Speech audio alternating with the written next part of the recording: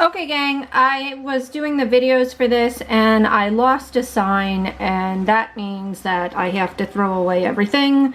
And so I'm not going to rewrite everything out slowly. I'm just going to talk you through it, and that might be good because the videos, we're getting close to 45 minutes. So this will go a lot faster now, and I'll just do this in two parts. Alright, so this is the original problem. I took the derivative twice, so I got to here.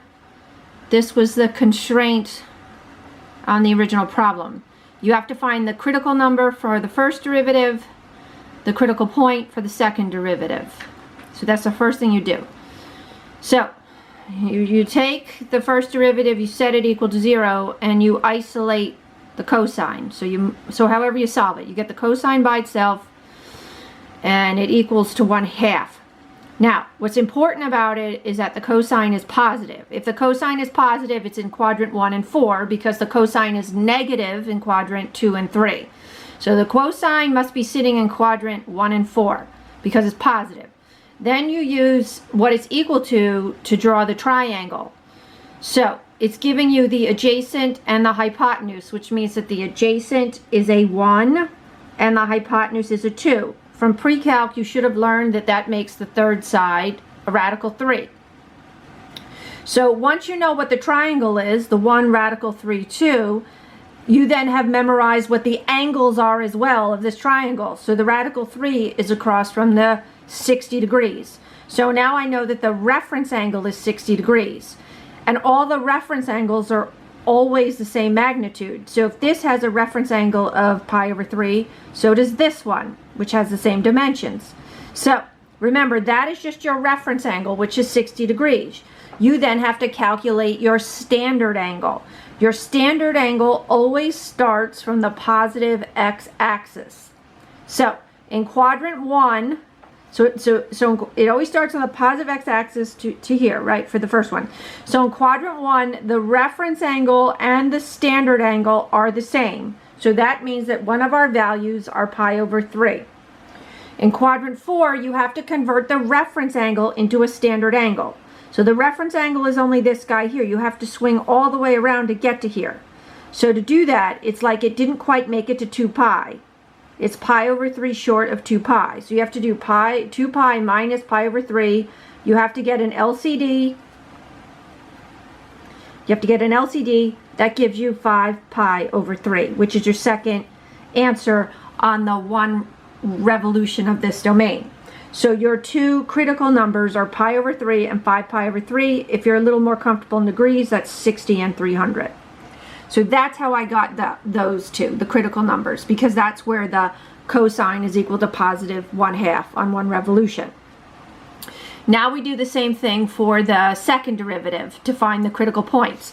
So I now set the second derivative equal to 0. I divided off the 4 to both sides.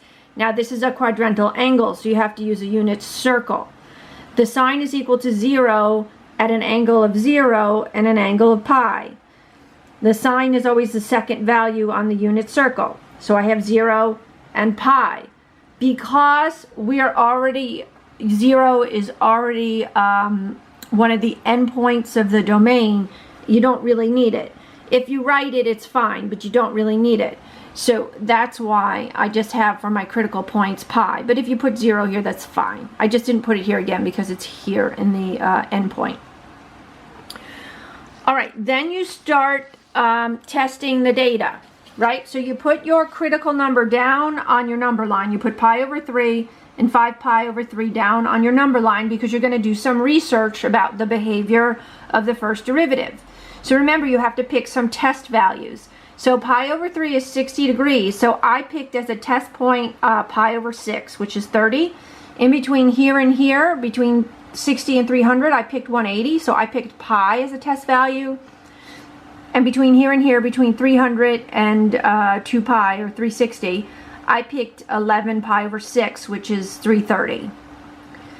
Okay, then I took each of those test values and I plugged it into the first derivative. So here you can see I put pi/6. I had to use my triangle, my 30-degree triangle. Cosine of pi/6 is adjacent over hypotenuse, or radical 3 over 2. I reduced the 2's. So you could see I was like working this out and I got that this was negative. So the derivative at pi over 6 is negative, which means that this segment is negative on the interval.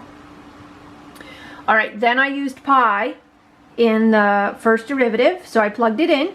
Cosine of pi, that's a quadrantal angle. You have to use a unit circle. Cosine of pi is -1. So I plugged that in and I got 6, which is positive. So that meant that this segment right here, this is all positive. And then I did the last test value, which was 11 pi over 6. So I did cosine of 11 pi over 6, that's in quadrant 4. You first have to check the sign. And then pi over 6, that's 30 degrees. So you're going to do your 30, 60, 90 triangle. So cosine is adjacent over hypotenuse. And again, positive because it's in quadrant 4. And again, I got out a negative answer. So I said that this was negative.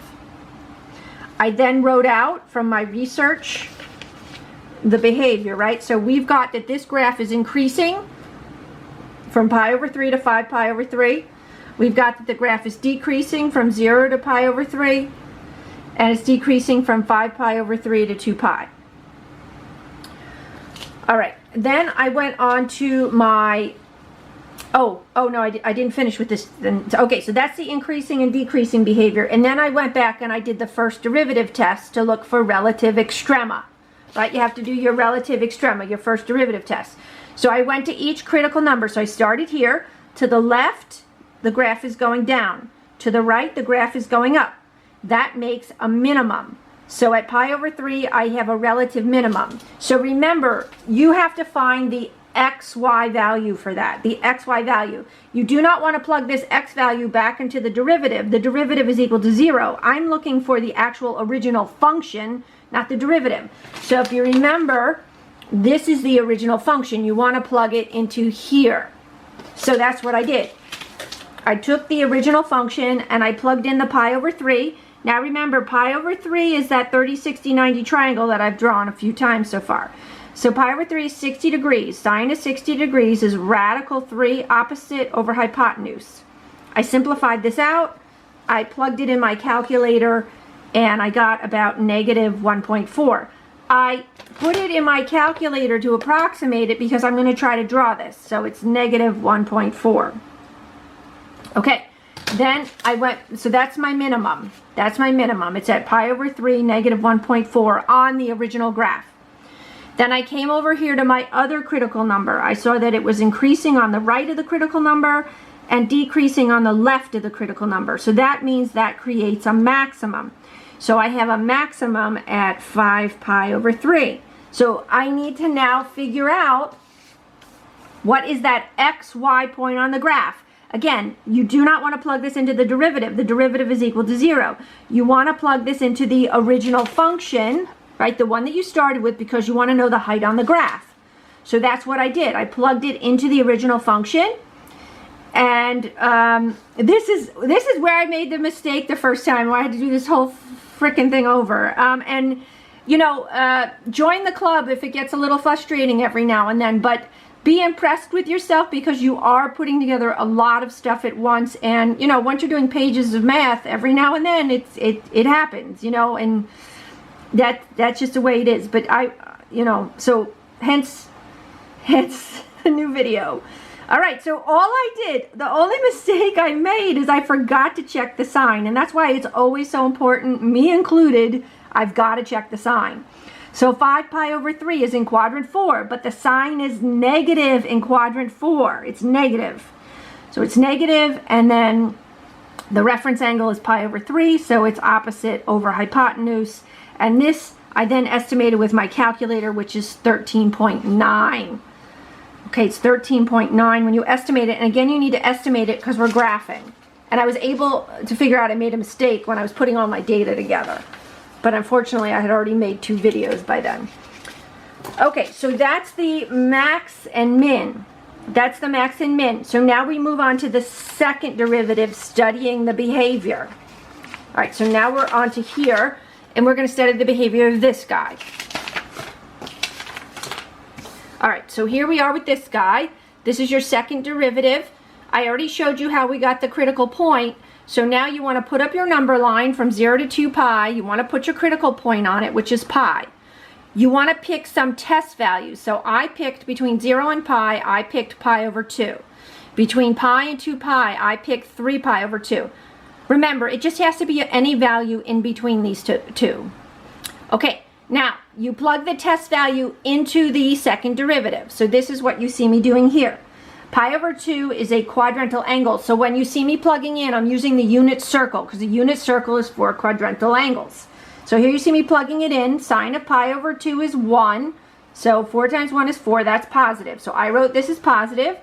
So the second derivative is increasing. So this is concave up.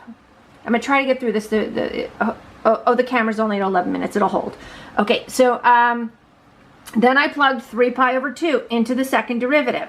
3 pi over 2 is right here. The sine of 3 pi over 2 is negative 1. So 4 times negative 1 is negative 4. This is negative. So that's why I have this as negative. Remember, if the second derivative is negative, you're concave down. All right, so we finished the first part of the research on this. We were able to now say the graph is concave up from 0 to pi, and the graph is concave down from pi to 2 pi. So we did that. And then once we figure out the concavity, we go back to see if we have any inflection points. An inflection point can only occur at a critical point. It's an inflection point if the graph changes concavity around a critical point. So the graph does, because on the left side of the critical point it's concave up, and then it goes to concave down. And that is what makes a inflection point when the graph switches concavity. So therefore, I have a inflection point at pi. So you want to know where the inflection point is physical height on the original graph, because you want to draw this graph. So you don't plug the pi back into the second derivative. That'll give you 0. You want to plug the pi that you're making this conclusion about into the original function, this guy, what we started with. So here you see me plugging pi into the original function. Again, pi is a quadrantal angle, so you're going to use the unit circle. The sine at pi is 0. So that's why you see me when I'm evaluating this, the sine of pi is 0. 4 times 0 is 0, so this is 2 pi. So you're going to get that the inflection point is pi 2 pi. When you're graphing this, remember you want to think of pi as about 3. I know it's a little bigger. And then 2 times 3 is about 6. And again, we know it's a little bigger. So when I graph this, you're going to see me graph the point 3, 6. Okay. The one last thing before we get started is that, and I don't think you guys have really seen this before, this graph has distinct, so this is really important, which is why I wrote the stars. This is really important. You want to, if you have a graph that has set endpoints, you need to physically know where that is on the graph. So I know my x goes between 0 and 2 pi. So it starts here and it stops here. You actually want the start and stop point on the graph. Meaning like, okay, if x is 0, what's the height on the graph at 0? What's the exact point it starts at? If it stops at 2 pi, okay, where is that point on the graph? If x is 2 pi, then what's y? So what you're seeing me do here is put the start and stop point into the graph. So if I put in 0, sine of 0, that's your unit circle, that's quadrantal. Sine of 0 is 0. 4 times 0 is 0. So the graph starts at the point 0, 0. That is the left endpoint. Then you have to do the same thing with the right endpoint. You have to put 2 pi into the original function because you want the point on the graph. So you put 2 pi in there. Sine of 2 pi, well, that's all the way around on the merry-go-round back to here. So sine of 2 pi is also 0. So you put it in 4 pi minus 4 times 0 is 0. So this is 4 pi. So again, when we graph this, we want to think of this as 2 times 3 or 6. This is 4 times 3 or like 12.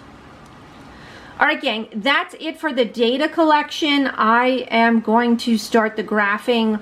I know before I said all this in a half an hour versus this is about 15 minutes.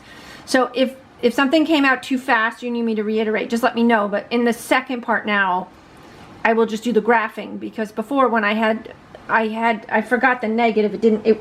I had forgotten the negative here, so it was totally made no sense when I was trying to put the data together, but now it will. So I'll catch you in a few minutes. Bye-bye.